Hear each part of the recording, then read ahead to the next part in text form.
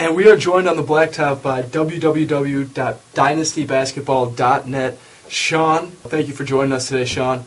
I ran into you on Twitter, nice enough to join us on the Blacktop this evening. And I just want to ask you a question. This is a fantasy basketball league site. You give a bunch of info, update the depth charts of every team, injury updates, and it's a great read for everybody. And I just wanted to learn how you got the site going and what influenced you to start this thing up. Hey, Albert. Good to talk to you.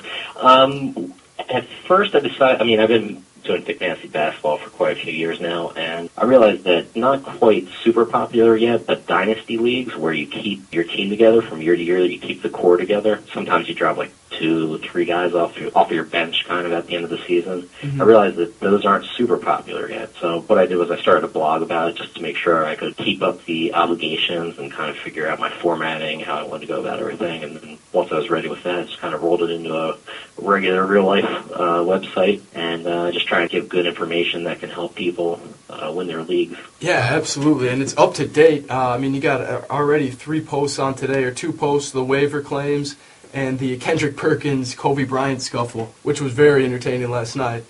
Yeah, I was surprised. Actually, our Google ranking was doing pretty good on the Perkins Bryant one. I was just looking at the site a few minutes ago, and I see that there's like a large number of views for it, specifically like coming from search engines. So I just kind of threw it up there this morning and figured, I don't know, I got a kick out of it. Yeah, it's good video. You also have the hardcore plays, the hard-headed, and the hard bodies, which I'm sure everybody likes. Yeah. Trying to keep some interesting things there for the off season. The regular fantasy season is wrapping up this week. Only 3 days left. Finished on Wednesday and everything. So I play fantasy football, and I don't know if you play fantasy football, but usually the running backs are the first to go. They're the point scorers. They're who everybody's going after. In a fantasy basketball league, or in a dynasty league, who is that first-round pick? Are they the D. Roses, the Dwight Howards? Who are you looking for, and what kind of stats do you want them to pile up? Well, it all depends on the type of scoring format for fantasy basketball. Unfortunately, like in fantasy football, everybody understands how the scoring works because it's fantasy points. It's typically 1 point per 10 yards rushing and something like that. So I enjoy playing fantasy basketball in a similar way where you earn points per statistics. So in the standard fantasy point basketball leagues, you earn 1 fantasy point per point, rebound, assist, steal, and block, and then you lose a fantasy point per turnover. To me, I think the hardest guys to draft are your guards. There's only a handful of them that are elite fantasy players. So if you can get Derrick Rose, Russell Westbrook, you have the injury risk, but Chris Paul, because his knees are pretty banged up, Darren Williams. But actually at the very top of the draft, as far as I can see for the next few years, it's going to be Kevin Durant, LeBron James, and Kevin Love and Blake Griffin had surprisingly great seasons. And I'm a Timberwolves guy. I'm from Minnesota. So that was nice to see Kevin Love have a nice season. Do you think he's going to keep it up? I really do. I did see on your Facebook profile that you were a Timberwolves fan. I feel bad for you for the record, but Love and Beasley are 2 really good fantasy basketball players. I think that they're going to be in the lottery again this year, but it doesn't seem like they would go and get somebody to replace Kevin Love, maybe a point guard if Rubio doesn't join them. Yeah. But I think, I wasn't all that impressed of Love coming out of college, but he seems to be able to get rebounds, which is a lot of times all about just desire and positioning. And as long as he can get the rebounds, he can put them right back up and get the points. I think he's going to be probably a top 10 fantasy player if there's no injuries. Oh, yeah. He's trimmed down since he's came out of college, that's for sure. Yeah, absolutely. I want to talk about the playoffs later, but I guess the question I want to ask now is the fantasy MVP versus MVP of the league. There's a lot of talk about Derrick Rose winning the MVP, and I am on that boat for D. Rose for MVP. But would he be the MVP of a fantasy league? He's one guy that's right up there in terms of fantasy leagues. Kind of the way I looked at it, though, I did some research over the last few days just to see where guys were drafted in the initial draft and kind of how the season's almost wrapped up now, to kind of see how they're ending. Now, Rose, I was a little bit surprised. Like I was saying, I like the fantasy points league. So in fantasy points leagues, Rose was taken on average around the 10th pick overall, and he finished up about 10th in fantasy point scoring. So it's not like, you didn't get like a third or fourth or fifth rounder. That I kind of find like those guys to be more important and to be like your most valuable player. The two guys that I noticed, or I actually mentioned them already, but Kevin Love, he was drafted 33rd on average. So that was like a late second round pick, and he finished as the third overall fantasy player in per game stats. And also Blake Griffin, he was 38th, which is like an early third rounder, and he's the fourth overall player. So you got very good value. And I think when you already drafted, barring injury in the first round, everybody got a good player. So when you got that other guy that can really carry your team, I mean, third and fourth overall for Love and Griffin. So I think it's a tie. If I had to say it's one guy, I would say it's Griffin because he stayed healthy all season, and Love kind of hurt people in the playoffs here because he wasn't available. But yeah, that was a bad time for fantasy players to see K-Love go down.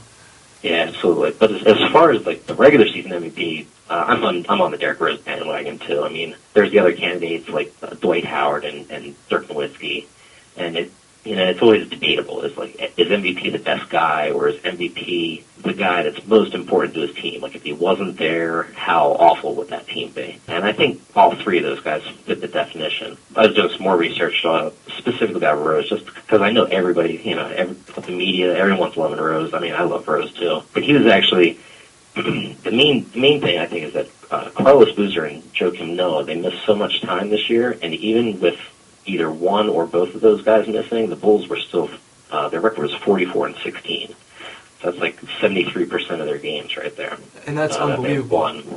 I think I saw that stat too, and it said that Boozer and Noah missed over 35 games this year each.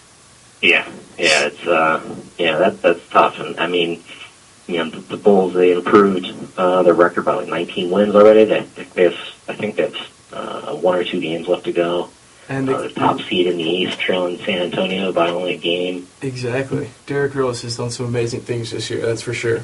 Yeah, I love that guy. Well, moving on to the playoffs, the Bulls are faced up with Indiana, it looks like, in the 1-8 seed. But the interesting matchup that I see in the Eastern Conference is Boston, New York.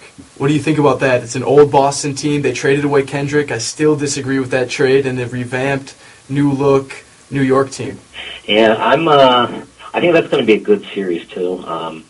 New York is hot right now. I think they won 7 games in a row. And Boston, I think Perkins was definitely right for them. Just being a defensive guy, playing tough defense, getting the rebounds, being scrappy like a lot of the other Celtics are. I have to guess that the experience will pay off for Boston. I mean, I know Amari's a little bit banged up for the Knicks. You have to figure he'll play through it and he'll be fine. Mike D'Antoni doesn't have a good history of leading his team once the playoffs turn to being tighter defensive battles. So I wouldn't be surprised if Boston ended up, maybe losing 1 game to the Knicks, and just that experience carrying them forward. Yeah, I gotta agree with you there. The Knicks are looking at another year or two, I think, in the works here. Yeah, I think the Knicks will be good though. I mean, I'd like to see them win. I think that'd be fun. It's been a while without them. I want to see that Miami, the Heat Knicks rivalry restored. Yeah, that'd be nice. That was a good one. The Western Conference. So strong, but the matchups I'm looking at here is the Thunder versus Denver and Portland versus Dallas. I think those are 2 up and down, fast-paced, exciting series that could be really entertaining for the NBA, just in general. Absolutely. I actually have both of them circled too. I'm looking forward to both of them. I mean, Oklahoma City is really hot right now. They won 4 in a row. I don't know with the tiebreaker if they could pass the Lakers, but the Lakers losing 5 in a row. Oklahoma City has a chance of popping up the standings there a little bit, but if they play Denver, that should be a really good game. I mean, since Carmelo was traded away to the Knicks, Denver's been playing really well. I was surprised by that. And as far as the Mavericks, Portland, I like Portland a lot. I have Aldridge on my dynasty team, and so I'm rooting for Portland in that one.